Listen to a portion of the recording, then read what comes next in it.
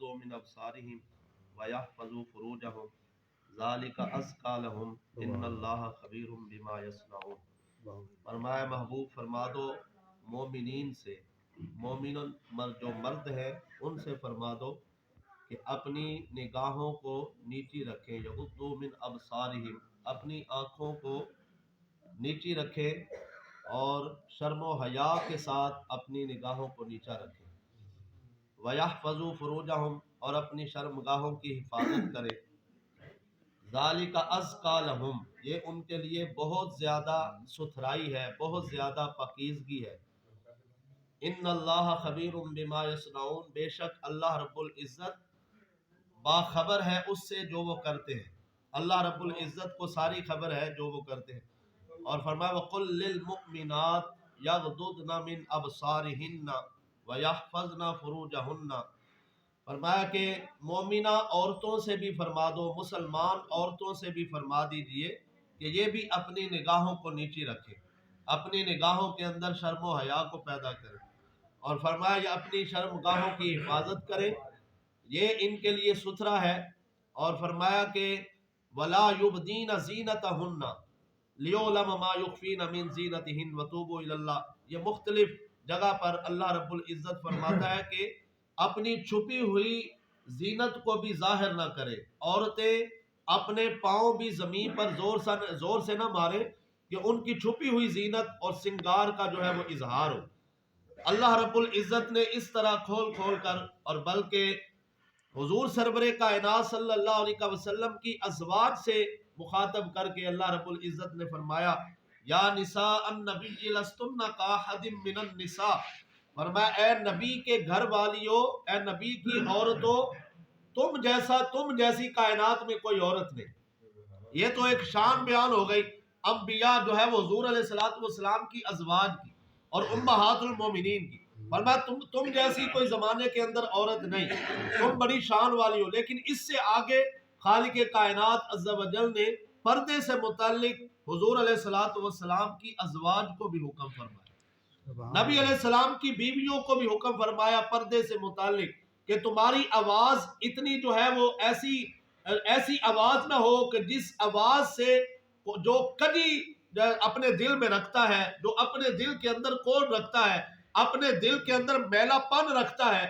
وہ جو ہے وہ متوجہ ہو جائے۔ تو فرمایا تمہاری آواز بھی جو ہے وہ ایسی نہ ہو کہ جس سے مرد جو ہے وہ متوجہ ہو۔ یہ یہاں تک خالق کائنات عز و جل نے پردے کا حکم دیا۔ ایک جگہ پر اللہ رب العزت ارشاد فرماتا ہے جس کا مفہوم یہ ہے کہ اپنے چہروں کے اوپر چادر جو ہے وہ رکھو، اور ایک چادر کا پلو جو ہے وہ پورا اپنے چہرے کے اوپر رکھو۔ یہ عورتوں کے لیے حکم، شرم و حیا کا جو ہے وہ اللہ رب العزت نے حکم فرمایا۔ رسول اکرم نور مجسم شفیع معظم ہمارے پیارے آقا صلی اللہ علیہ وسلم فرماتے الحیاء کلہ خیر، فرمایا حیا جو ہے نا ساری کی ساری خیر ہے، اور یہ ارشاد فرمایا الحیاء خیر کلہ، حیا ساری کی ساری جو ہے وہ بھلائی ہے۔ اور پھر رسول اکرم صلی اللہ علیہ وسلم فرماتے ہیں ان مما ادرک الناس من کلام النبوہ، فرمایا جو پہلے نبیوں کے کلام سے لوگوں نے حصہ پایا نا، لوگوں نے جو ہے وہ حاصل کیا کہ پہلے انبیاء کا کلام کیا تھا، پہلے نبیوں کی باتیں کیا تھی، تو فرمایا اس میں یہ بھی تھا اذا لم تستحیی فاصنع ما شئت، فرمایا پہلے سارے نبی اپنی امتوں کو یہی درس دیتے رہے کہ جب تک تم جو ہے وہ حیا کے ساتھ رہو گے، شرم و حیا قائم رکھو گے، تو فرمایا جب تم جو ہے وہ کامیاب رہو گے، اور جب تم حیا چھوڑ دو گے تو فرمایا فَاصْنَعْ مَا شِئْتَ، پھر جو چاہے کرو، پھر تمہارا اسلام کے ساتھ کوئی جو ہے وہ تعلق نہیں۔ اگر بندہ شرم و حیا کو چھوڑ دے تو پھر نبی علیہ السلام بھی فرماتے ہیں کہ اس کا اسلام کے ساتھ کوئی تعلق نہیں، اس کا ہمارے ساتھ کوئی تعلق نہیں، وہ پھر جو ہے وہ جو چاہے کرے، پھر وہ یہودیوں کی رسمیں اپنائے یا وہ کافروں کی رسمیں اپنائے۔ آج 14 فروری ہے، اور آج کے دن بھی ویلنٹائن ڈے جو ہے وہ لوگ مناتے ہیں، جو نئی جنریشن آتی ہے نیٹ پر دیکھتی ہے ایسے بیہودہ جو ہے وہ یہ کلچر، جو یہودیوں کے کلچر ہیں، جو عیسائیوں کے کلچر ہیں، اور جو غیر مسلموں کے کلچر ہیں، ان کو مسلمان بھی جو ہے وہ دیکھا دیکھی منا رہے ہیں، اور دیکھا دیکھی شرم و حیا اتار کر جو ہے وہ شرم و حیا کا وہ پردہ چاک کر کے، جس کا اسلام نے درس دیا، ہمیشہ درس دیا. اور رسول اکرم صلی اللہ علیہ وسلم کے سارے صحابہ شرم و حیا والے تھے.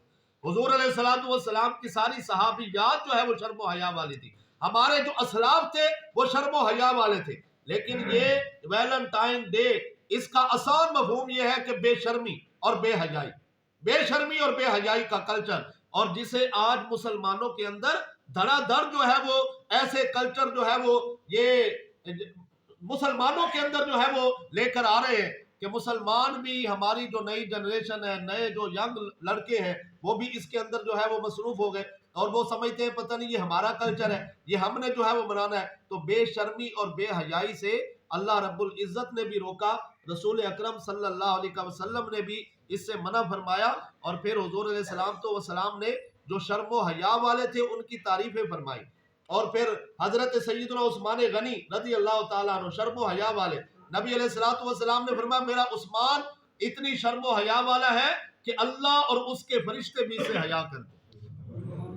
اللہ اور اس کے فرشتے بھی اس سے حیا کرتے. فرمایا یہ قیامت والے دن جب آئے گا نا، حضرت عثمان غنی رضی اللہ تعالیٰ عنہ جو شرم و حیا کے پیکر تھے، جن کی پہچان ہی شرم و حیا تھی، فرمایا جب قیامت والے دن آئیں گے اللہ رب العزت ان کو جو ہے وہ سب نے جو ہے وہ کھڑا ہونا ہے اپنا حساب کتاب دینے کے لیے. فرمایا جب یہ کھڑے ہونے کے لیے آئیں گے تو اللہ رب العزت ان کو جو ہے وہ ہٹا دے گا، اور پھر فرمائے گا کہ عثمان یہ اتنی شرم و حیا والا ہے کہ اس کو آج حساب کتاب کے لیے بھی لوگوں کے سامنے نہیں کھڑا کرنا. یہ جو ہے وہ حضرت عثمان غنی جو شرم و حیا والے ہیں، ان کی یہ عزت ہے اسلام کے اندر، ان کی یہ جو ہے وہ یہ شان ہے اسلام کے اندر. تو حضرات گرامی قدر ایک حدیث پاک کے اندر رسول اکرم صلی اللہ علیہ وسلم فرماتے ہیں الحیاء، فرمایا یہ جو حیا ہے اس کے 70 اور اس سے زائد شاخیں، 70 سے زائد جو ہے وہ شعبے ہیں حیا کے، شرم و حیا کے. اور فرمایا ان میں ایمان کی، بلکہ فرمایا ایمان کی جو ہے وہ 70 شاخیں، اور ان میں فرمایا جو حیا ہے نا، حیا یہ بھی ایمان کا حصہ ہے، یہ بھی ایمان کی جو ہے وہ ایک بہترین وصف ہے اور ایک بہترین جو ہے وہ صفت ہے کہ بندے کے اندر شرم و حیا ہو. جو مسلمان ہوتا ہے، جو مومن ہوتا ہے، جو حضور کا غلام ہوتا ہے، اس کے اندر شرم و حیا ہوتی ہے. اور جو ہے وہ اسلام کا پردہ چاک کرتا ہے اور پھر جو ہے وہ بے شرمی کی طرف جاتا ہے، بے حیائی کی طرف جاتا ہے، تو پھر وہ اس کا اسلام کے ساتھ کوئی تعلق نہیں ہوتا، اس کا مسلمانی کے ساتھ کوئی تعلق نہیں ہوتا. اس واسطے ہم نے اپنے بچوں کو ایسے کاموں سے، ایسے جو ہے وہ بیہودہ کلچر سے ہم نے روکنا ہے، منع کرنا ہے، ورنہ یہ سارا جو ہے یہ ہمارا معاشرہ تباہ ہو جائے گا. وہ حضرت جو ہے وہ ابو بکر صدیق رضی اللہ تعالیٰ عنہ، آپ کا جو خطبہ تھا اس کے اندر بھی یہ ارشاد گرامی موجود ہے. جناب سیدنا حضرت ابو بکر صدیق رضی اللہ تعالیٰ عنہ آپ فرماتے ہیں جس قوم کے اندر بے حیائی آتی ہے اس قوم کے اوپر اللہ رب العزت بلاؤں کو نازل فرماتا ہے. جس قوم میں بے حیائی اور بے شرمی جو ہے وہ رواج پکڑتی ہے، فرمایا اس قوم پہ اللہ بلائیں نازل کرتا ہے، کبھی کوئی عذاب آتا ہے، کبھی کوئی عذاب آتا ہے. وہ قوم تباہ ہو جاتی ہے جس کے اندر بے شرمی اور بے حیائی عروج پہ ہوتی ہے. اللہ رب العزت کی بارگاہ میں دعا ہے کہ رب العزت ہمیں سمجھ کی، عمل کی توفیق دے، اور جتنے بھی غیر مسلموں کے ایسے کلچر ہیں اللہ رب العزت ہمیں ان سے دور رہنے کی توفیق عطا فرمائے. وآخر دعوانا